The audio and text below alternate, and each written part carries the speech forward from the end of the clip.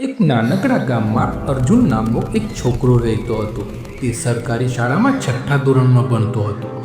તેના પિતા મજૂરી કરતા હતા અને ઘરની આર્થિક પરિસ્થિતિ ખૂબ જ સામાન્ય હતી.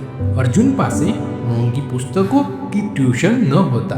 ઘણી વખત તો ઘરે લાઇટ પણ ન આવતી. છતાં અર્જુન હાર માનનારો ન હતો. તે દરરોજ રાત્રે નાનકડા દીવાની રોશનીમાં ભણતો. શાળામાં કેટલાક બાળકો તેનો મજાક ઉડાવતા. અરે, આ તો દીવાવાળો છોકરો છે. પણ અર્જુન શાંત રહેતો અને મનમાં વિચારતો, એક દિવસ આ જ દીવો મારી જિંદગી ઉજળી કરશે. એક દિવસ શાળામાં વિજ્ઞાન સ્પર્ધા યોજાઈ. અર્જુને કચરાના સામાનમાંથી એક નાનો સોલર લેમ્પ બનાવ્યો. તેણે સમજાવ્યું કે આ લેમ્પ તેના ઘરોમાં પ્રકાશ આપી શકે છે જ્યાં વીજળી નથી આવતી. બધા આશ્ચર્યચકિત થઈ ગયા. અર્જુને પ્રથમ ઇનામ જીત્યું. શિક્ષકે કહ્યું, જેના ઈરાદા મજબૂત હોય તેને અંધકાર ક્યારેય રોકી શકતો નથી.